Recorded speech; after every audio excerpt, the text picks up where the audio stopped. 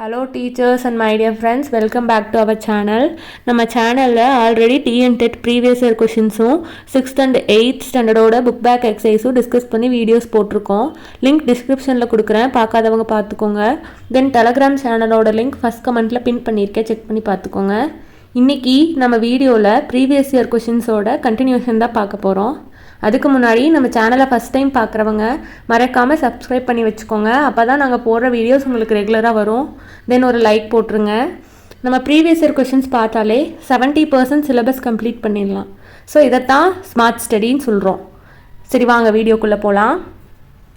Next question, identify the tense form of we are meeting the prime minister tomorrow. Options: present continuous tense, past continuous tense, future continuous tense, present perfect continuous tense. இப்போ நம்ம இந்த 4 ஆப்ஷன்ஸ்க்கான மீனிங்கை பார்த்தோன்னா நீங்களே ஆன்சரை கண்டுபிடிச்சிடலாம். இப்போ present continuous tense அப்படின்னா ப்ரெசண்ட்டில் தொடங்கி ஃப்யூச்சர் வரைக்கும் கண்டினியூ ஆகும். அதாவது நிகழ்காலத்தில் தொடங்கி தொடர்ச்சியாக நடந்து கொண்டு இருக்கிற செயலை தான் நம்ம ப்ரெசன்ட் கண்டினியூஸ்னு சொல்கிறோம். For example, I am going to school tomorrow. நான் நாளைக்கு ஸ்கூலுக்கு போவேன். இப்போ இந்த சென்டென்ஸை பாருங்கள், we are meeting the prime minister tomorrow. அப்போ இது என்ன டென்ஸில் வருது? ப்ரெசன்ட் கண்டினியூஸில் வருது. அதாவது ப்ரெசண்ட்டில் தொடங்கி ஃப்யூச்சர் வரையும் கண்டினியூ ஆகுது. அதனால் இது ப்ரெசன்ட் கண்டினியூஸ் டென்ஸ். ஓகே, ஏன் இது past continuous, future continuous, present perfect கண்டினியூஸில் வராது அப்படிங்கிறதையும் பார்ப்போம். பாஸ்ட் கண்டினியூஸ் அப்படின்னா கடந்த காலத்தில் நடந்திருக்கும், அதை தொடர்ச்சியாக நடந்துக்கிட்டே இருக்கும். அதுதான் பாஸ்ட் கண்டினியூஸ் டென்ஸ்னு சொல்லுவாங்க. ஃபார் எக்ஸாம்பிள், ஐ வாஸ் வாட்சிங் டிவி எஸ்டர்டே. நான் நேற்று நேரம் டிவி பார்த்துட்டு இருந்தேன் அப்படின்னு சொல்கிறது. ஃப்யூச்சர் கண்டினியூஸ் அப்படின்னா எதிர்காலத்தில் தொடர்ச்சியாக ஒரு செயல் நடந்து கொண்டு இருக்கும். அதைத்தான் ஃப்யூச்சர் கண்டினியூஸ்னு சொல்லுவாங்க. For example, I will be going to tour tomorrow. நான் நாளைக்கு நேரம் டூர் போயிட்டுருப்பேன். அது தொடர்ச்சியாக நடக்கிறது. அதனால் அது ஃப்யூச்சர் கண்டினியூஸில் வருது. இப்போ ப்ரெசன்ட் பர்ஃபெக்ட் கண்டினியூஸ் அப்படின்னா கடந்த காலத்தில் ஆரம்பித்து இப்போ வரைக்கும் நடந்து கொண்டு இருக்கிறது. எக்ஸாம்பிள் என்ன சொல்லலாம்? We have been studying English grammar since 2000. நம்ம 2000 வருஷத்தில் இருந்து கிராமரை படிச்சுட்டே இருக்கோம் அப்படின்னு சொல்கிறது தான் ப்ரெசன்ட் பர்ஃபெக்ட் கண்டினியூஸில் வருது. அதாவது அது கடந்த காலத்தில் ஆரம்பித்து இப்போ வரைக்கும் நடந்துக்கிட்டு தான் இருக்குது. அதனால் அதை ப்ரெசன்ட் பர்ஃபெக்ட் கண்டினியூஸில் வருது. ஸோ இங்கே கரெக்டான ஆப்ஷன் இதுக்கு பார்த்தீங்கன்னா we are meeting the prime minister டுமாரோட option present continuous tense. Past வராது, ஃப்யூச்சர் வராது, ப்ரெசன்ட் பர்ஃபெக்ட்டும் வராது. நெக்ஸ்ட் கொஷின் பாருங்கள். Find the genre of the poem for the following description. அதாவது ஒரு டெஃபினேஷன் கொடுத்துருக்காங்க, அது எந்த டைப் ஆஃப் போயமுக்கு வருங்கிறத நம்ம கண்டுபிடிக்க போகிறோம்.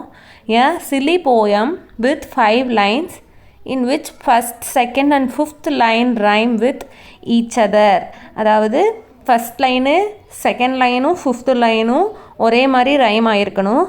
And have same number of syllables. அப்போ என்ன ரைம் ஸ்கீம் வரணும் அப்படின்னா ஏஏபிபிஏ அப்படிங்கிற ரைம் ஸ்கீம் மாதிரி இருந்துச்சு அப்படின்னா அது என்ன டைப் ஆஃப் போயம்ங்கிறத நம்ம இப்போ கண்டுபிடிக்க போகிறோம். 4 ஆப்ஷன்ஸோட டெஃபினிஷனை சொல்கிறேன். அதை வச்சு பார்த்தோம்னாலே என்ன டைப் ஆஃப் போயம் இவங்க டெஃபினிஷனாக கொடுத்துருக்காங்கங்கிறத கண்டுபிடிக்கலாம். ஃபஸ்ட்டு சானட்டு. சானட்னா 14 lines இருக்கும். அந்த போயமில் பார்த்தீங்கன்னா லவ்வை எக்ஸ்ப்ரெஸ் பண்ணி எழுதியிருப்பாங்க. அதுதான் சானட்டு. இங்கே நம்மளுக்கு 5 lines தான் சொன்னாங்க. ஸோ நம்மளுக்கு இங்கே சானட் வராது. Next lyric. லிரிக்னா என்ன? லிரிக்னா தன்னோட பர்சனல் ஃபீலிங்ஸை எக்ஸ்ப்ரெஸ் பண்ணி எழுதியிருப்பாங்க. அதுவும் பெரிய லென்த்தாக தான் இருக்கும், வெறும் 5 lines முடியாது. ஸோ லிரிக்கும் வராது. லிமரிக் அப்படின்னா இப்போ நல்லா கவனிச்சுக்கோங்க. லிமரிக் அப்படின்னா 5 lines வச்சு ஒரு காமெடியான போயமை தான் எழுதுவாங்க. அண்ட் தென் அதோட ரைம் ஸ்கீம் பார்த்திங்கன்னா நம்ம பார்த்த ஏஏபிபிஏல வரும். ஸோ இந்த கொஸ்டினோட கரெக்டான ஆன்சர் லிமரிக். ஓடு அப்படின்னா என்னங்கிறதையும் பார்த்துடலாம். ஒருத்தரை பற்றி புகழ்ந்து சொல்கிறது தான் ஓடு. அப்புறம் இது மாதிரி காமெடியாலாம் இருக்காது அது. அதனால் இந்த ஆப்ஷனும் வராது. நெக்ஸ்ட் கொஷின் பாருங்கள். Which of the given options is a மெட்டஃபர்னு கேட்டிருக்காங்க. மெட்டஃபர் அப்படின்னா ஒரு பொருளை இன்னொரு பொருளோட இன்டைரக்டாக கம்பேர் பண்ணி சொல்கிறது தான் மெட்டஃபர்னு சொல்லுவாங்க.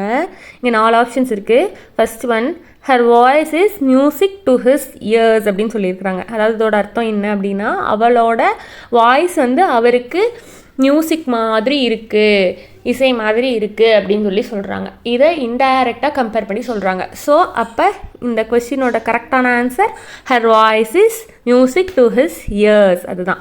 சரி, மற்ற ஆப்ஷன்ஸையும் பார்த்துடலாம். The flowers nodded their heads. அப்போ இங்கே என்ன கொடுத்துருக்காங்க, நான் லிவிங் திங் ஆன ஃப்ளவர்ஸை லிவிங் திங்ஸ் ஆன மனிதர்கள் கூட கம்பேர் பண்ணி சொல்கிறாங்க.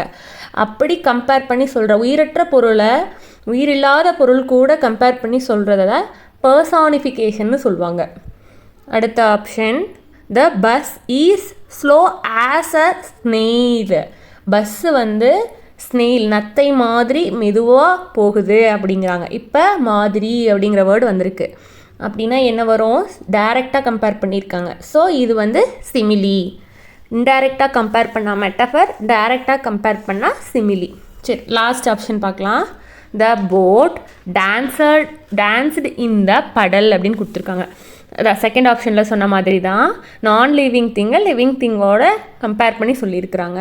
அப்போ இது பர்சானிஃபிகேஷன். ஸோ பேலன்ஸ் இருக்குது, 3 ஆப்ஷன்ஸுமே வராது. நெக்ஸ்ட் கொஷின் பாருங்கள். Whose pen name is George Eliot அப்படின்னு சொல்லி கேட்டிருக்காங்க. கொடுத்துருக்க 4 ஆப்ஷனுமே ஃபீமேல் பொயட்ஸ் தான்.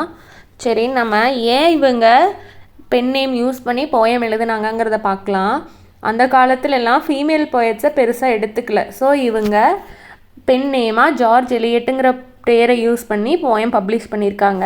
அவங்க யார் அப்படின்னா மேரி அண்ட் ஈவன்ஸ். இவங்க தான் ஜார்ஜ் எலியட்டுங்கிற பேரை யூஸ் பண்ணி போயம் எழுதியிருக்காங்க. எனிட் பிளைடன் அப்படிங்கிறவங்க குழந்தைங்க புக்ஸ் எழுதுறதுல ஃபேமஸ் ஆனவங்க. ஸோ ஜார்ஜ் எலியட்டுங்கிற நேமுக்கும் இதுக்கும் எந்த சம்மந்தமும் இல்லை. Next Robert frost. இவர் ஒரு ஃபேமஸான அமெரிக்கன் பொயட். ஸோ இவரும் வரமாட்டார். நெக்ஸ்ட்டு சாந்தினி கோவிந்தன். இவங்களுக்கும் ஜார்ஜ் எலியட்டுங்கிற நேமுக்கும் எந்த சம்மந்தமும் இல்லை. ஸோ இவங்களும் வரமாட்டாங்க. கரெக்டான answer Mary and Evans. Next question, choose the plural form of daughter in law அப்படின்னு கொடுத்துருக்காங்க. இது ஒரு காம்பவுண்ட் நவுன்னு சொல்லலாம். காம்பவுண்ட் நவுன் அப்படின்னா 2 அல்லது அதற்கு மேற்பட்ட வார்த்தைகள் சேர்ந்து புதுசாக ஒரு மீனிங்கை தர்றது தான் காம்பவுண்ட் நவுன்னு சொல்கிறாங்க. இங்கே காம்பவுண்ட் நவுனில் இருக்கிற மெயின் நவுனை தான் ப்ளூரலாக மாற்றுவோம். ஸோ இங்கே டாட்டர் தான் மெயின் நவுன். ஸோ நம்ம எப்படி சேஞ்ச் பண்ணோம் அப்படின்னா டாட்டர்ஸ் இன் லா அப்படின்னு மாற்றணும். இங்கே எங்கே அந்த ஆப்ஷன் இருக்குது அப்படின்னா A1 டாட்டர்ஸ் இன் லாங்கிறதா கரெக்டு. செகண்ட் ஆப்ஷனில் பார்த்தீங்கன்னா லாஸுங்கிறது மெயின் நவுன் இல்லை. ஸோ இது வராது. தேர்ட் ஆப்ஷன் பாருங்கள், டாட்டர்ஸ்னு கொடுத்துருக்காங்க, லாஸ்ன்னு கொடுத்துருக்காங்க. ஸோ லாஸ் வந்திருக்கனால இந்த ஆப்ஷனும் வராது. லாஸ்ட் ஆப்ஷன் பாருங்கள், இன்ஸுன்னு கொடுத்துருக்காங்க. இன்ஸுங்கிறது கிராமட்டிக்காக தப்பு, இன்னும் தான் கரெக்டு. ஸோ இதுவும் வராது. இந்த வீடியோ உங்களுக்கு பிடிச்சிருந்தா மறக்காமல் சப்ஸ்கிரைப் பண்ணுங்கள், லைக் பண்ணுங்கள், கமெண்ட் பண்ணுங்கள், ஷேர் பண்ணுங்கள். டெலகிராம் சேனலில் இந்த வீடியோஸோட கொஷின் லிங்க் கொடுத்துருக்கோம். அதுக்குள்ளே போய் டெஸ்ட் எழுதுகிற மாதிரி இருக்கும். வேணும்னா ஜாயின் பண்ணிக்கோங்க. தேங்க்யூ.